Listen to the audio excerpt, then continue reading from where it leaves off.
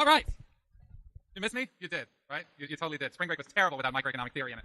Did anything fun? Anybody go spend some time at the beach? Please tell me somebody spent some time at the beach. All right, good. Anybody go surfing? How was it? Was it good? Where'd you go? Not bad. All right. Which beach? All right. Yeah, so when I was in grad school, I picked up surfing. I was the worst surfer. Between San Diego and San Francisco, it's a good 6'5", uncoordinated.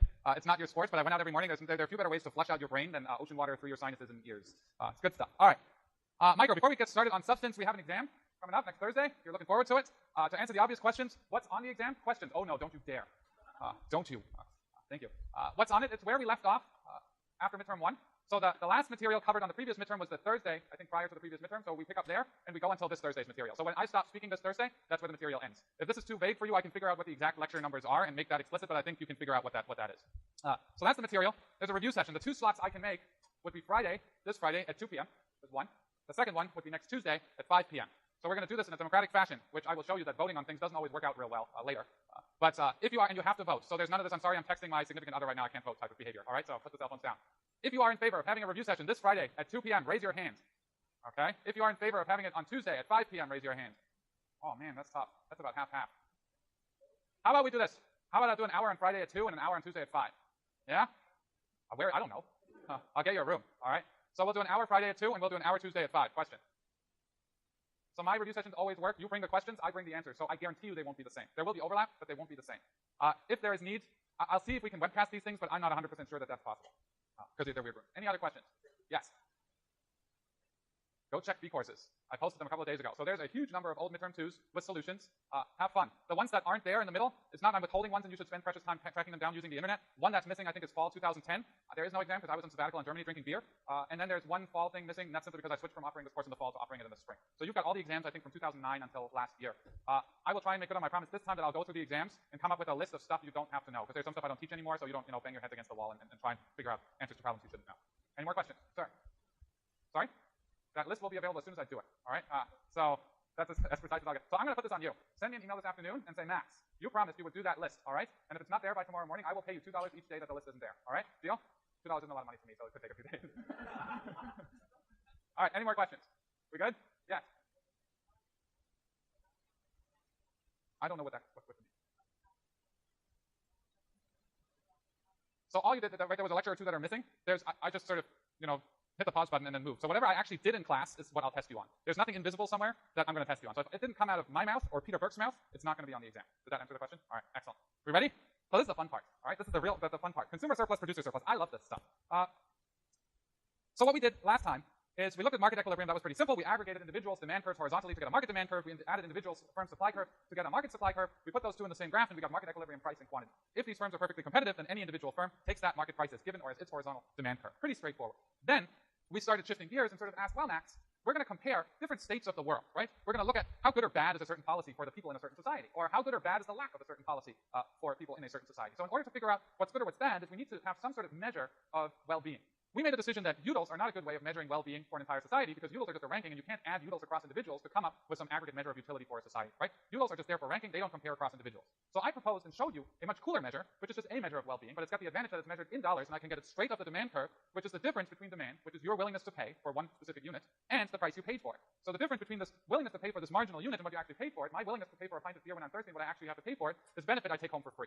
So that we call consumer surplus. We then showed that consumer surplus for an individual is just the difference between the demand curve and price over the range of consumption.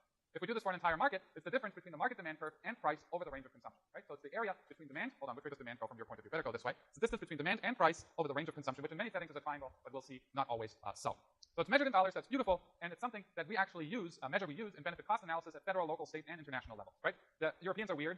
They measure consumer surplus in euros. But it doesn't matter what currency you put on it. It's just measured in monetary units, right? So let's dive right into it, and let's play with this a little bit, all right? So what we want to figure out is what happens, for example, if price changes, all right? If price changes, what happens to consumer surplus? And what I want to do is I want to compare two demand curves, one that's more price elastic and one that's less price elastic, and look at changes in consumer surplus if price changes for some bizarre reason. Okay, so here, I need my favorite star. There we go. Here, we're going to put price or dollars. Here, we're going to put quantity. And I'm going to draw one demand curve that goes from here. So this is 5, this is 2, 4, 6, 8. So one demand curve looks like that. And then I'm going to draw another demand curve on the same picture, but that one's flatter, right? I'm going to draw it 2 down here, goes through this point here. So it looks something like this. Okay, I'm going to call this here demand curve 2, and I'm going to call this here demand curve 1. They go through this point here together.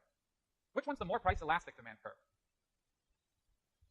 2, right? The flatter one. So price elastic means, more price elastic means if I change by price by a unit, quantity should change more. So if I drop price by a unit, let's say from here to here, you move from here to there on demand curve 1, but you move from here all the way over to here on demand curve 2, so demand curve 2 is more price responsive, all right? So let's start with a price that I made up here. The price I made up is $5. Okay, so price is 5 here. Now what you will do, and this is where your knowledge of pizza consumption comes in really handy, is you're going to chop up this space into different slices for the rest of this course. So what I'm going to ask us to do in a second is, I want to see what happens to consumer surplus for if the demand curve is the less price elastic 1D1 versus the more price elastic 1D2 if price rises by, let's say, 50 cents, right? So if price rises by 50 cents, it goes up here somewhere, right? So here price is $5.50. We're not going to worry about why price rose. We'll do that later. But let's just say price rises by 50 cents, and I want to know what happened to consumer surplus. So it's going to get technical in a second, but just to get things clear, right, if price is $5, and I'm worried about the blue demand curve right here, I want to figure out what consumer surplus is for the blue demand curve, it's going to be the area between the demand curve and price over the range of consumption. So it's going to be this triangle right here, right, at this price. For the red demand curve, consumer surplus is going to be the area between demand and price over the range of consumption, so it's going to be this much smaller triangle right here. If price rises now to $5.50, then demand for the blue demand curve consumer surplus is going to be the area between demand, the new price, over the new range of consumption, which is this. So it's going to be this smaller triangle right here, right? So we're going to, I hate you, Microsoft. Okay, I'm gonna stop swearing about it. I'm just gonna silently close this bar because it'll pop up 20 more times. So what you're going to lose here in consumer surplus if price rises, if you're the blue demand curve, is this area right here, right? Before you had this big triangle right here, now you have this triangle right here, so you're losing this area right there. If you're the red demand curve, right, before the price rise, this was your consumer surplus. Now this little triangle is your consumer surplus, so you lost this sort of almost trapezoid area right here. Now, is that a really useful way of looking at it? Max, with his brand new, I ordered myself 10 of these, brand new see-through ruler, waving it furiously against the projection screen, which you can't see from the back row at all. Clearly, this is not how we do this, all right? If you're standing in the back, by the way, there's lots of seats around, so you can get comfy. So the way we do this is as follows. We draw tables that look a lot like this. 1, 2, 3, 4, 5. So what I do is I look at demand curve 1, I look at demand curve 2, and I'm going to look at the consumer surplus at $5, and I'm going to look at the consumer surplus at $5.50. What do you mean, Max? You're going to assign numbers to it? Well, if you do this in real life, right, as an econometrician, like, Josh, Sam, and John and I are, you could actually estimate using statistic methods the demand curve, look at the price, and come up with actual numbers. But here what we do is we simply assign letters to different areas, or as I call them, pizza slices for the rest of the class. So I'm going to call this little triangle right here A. I'm going to call this area B, this area C, and this area D. So A is this little triangle right here, B, this area right here, D, this little triangle, and C, this weird-looking thing area here. So consumer surplus, if you have the inelastic demand curve 1 and price is $5, is simply A plus B plus C plus D. Right? It's the area of the triangle that starts up here, goes all the way down to $5, and across to the consumption quantity. So A, B, C, and D. If you have the more elastic demand curve right here, consumer surplus at $5 is the area between the demand curve and price over the range of consumption. So it's going to be this triangle right here, A plus B. So now if price rises to $5.50, right, consumer surplus for the blue demand curve is now going to be the area between the blue demand curve and price over the range of consumption. So it's going to be A plus C. For the red demand curve, it's going to be the area between the red demand curve and price over the range of consumption. So it's going to be A. And now I've got figured out what happens to consumer surplus, right? So the first thing I note that consumer surplus for demand curve 1 is bigger than consumer surplus for demand curve 2. The second thing I'm figuring out is that if I have demand curve 1, if price rises from $5 to $5.50, I used to have A, B, C, and D. Now I only have A and C, so I lost something. I lost B and D. So we add a row here which has delta, which is an airline, but also Greek for change. So this is going to be minus B minus D. That's the inelastic demand curve's consumer surplus loss from a price increase. Demand curve 2 here, they still have A, but they lost B, so they only lost B.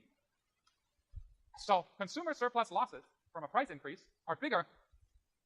I can tell you the story. I don't need you, Microsoft. I can teach economics without you in the background here. Doesn't mean it doesn't make me angry, but that's all right. But the intuition here is pretty simple. What happens here is if you have a more elastic demand curve, your consumer surplus losses are lower than if you have a less elastic demand curve. Right? So the less elastic people lose more than the more elastic people. Did we have a name for that before? Oh, yes, I finally gotten through to someone after 10 years. So yes, the yoga theorem again, right? So the more elastic demand folks lose less consumer surplus than the less elastic demand folks, right? So consumer surplus losses are well, I've said it 3 times now, you got it. Okay, so that's the first one. Next, what I'm going to do, I'm glad you're 30% complete. I hope after I'm done with my next few lines, you get to 100%. That's my measure of well-being for consumers. Are the consumers the only people in the market? You better say no, right? Consumers are not the only people in the market. They are one side of the market. The other side of the market is, of course, producers. Do producers gain from participating in the market? In the economic sense, what's their gain from participating in the market usually? Profit, right? So So one way to think about this is you could just use economic profit, right? We don't care about business profit, we just care about economic profits. You could use economic profit as your measure of well-being for producers. Turns out that's almost right, all right? That's almost right, and there's a slight distinction between what goes on in the short run versus in the long run. For one of those two scenarios, the measure of surplus we use is actually profits, but for the other one, it isn't. So let's get into that for a second here. All right? Board. We're back. Okay. So what we're going to look at is a measure called producer surplus, which in some settings is going to be... I have an email open with like applicants' student ID numbers. I don't want to get arrested. Okay. So producer surplus is also going to be the gain of producers from participating in the market. It's going to be related to profit, but it's not always exactly equal to profit. So it's going to be defined much in the same way that we define consumer surplus. It's the difference between the price a producer gets from selling a unit and the amount necessary for that producer, that seller, to produce that good, right? What's the amount of money the producer needs to produce one additional unit of output? Starts with marginal cost, right? So if you want me to produce one more unit, you have to pay me at least the marginal cost to produce that unit. Because if you pay me less than the marginal cost to produce that unit, it's not worth my while to produce that additional unit. So the difference between price and the minimum amount necessary for a seller to produce that good, well, that's the difference between price and marginal cost. And in a market, right, what curve tells me what aggregate marginal cost of production is? That's just the supply curve.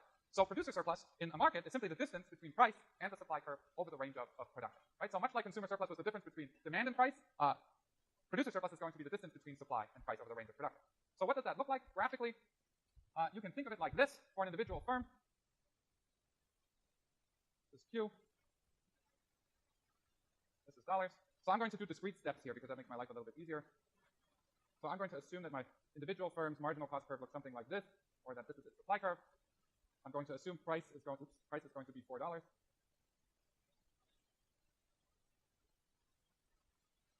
So 1, 2, 3, 4, and that's what my price is going to be. So producer surplus is going to be, we'll call this marginal cost supply, this here is price. Producer surplus, for the first unit produced, you need to give me $1, that's the marginal cost of production of the first unit, but the firm gets $4 for it. So its producer surplus is going to be, for that particular unit, the distance between price, $4, and the marginal cost of production, $1, is going to be $3.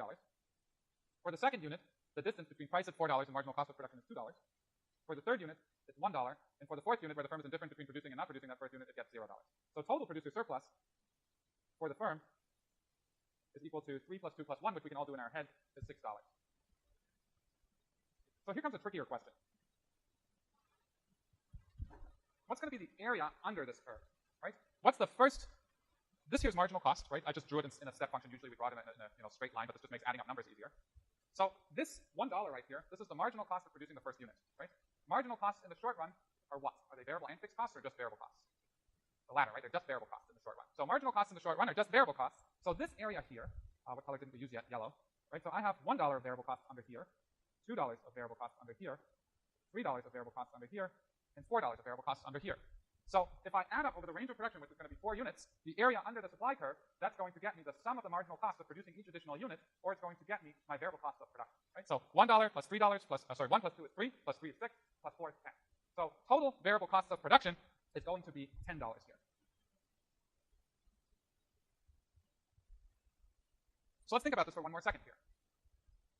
What I've got here is I've got a rectangle, right? I'm right now producing 4 units at $4. How many dollars am I taking in? 4 times 4, 16, right? Top one. How many dollars of producer surplus do I get? I get 3 plus 2 plus 1 is 6, right? How much variable cost am I expending? 4 plus 3 plus 2 plus 1, 10. So producer surplus plus variable costs is going to get me the split in terms of total revenue. So one way to think about this is, well, in order to get a producer surplus, I could just figure out total revenue minus total variable costs, and that gets me exactly producer surplus, right? So $16 minus 10, that's going to be the $6 of producer surplus, and that's exactly right. Now, are those $6 always going to be profit? So is revenue minus total variable cost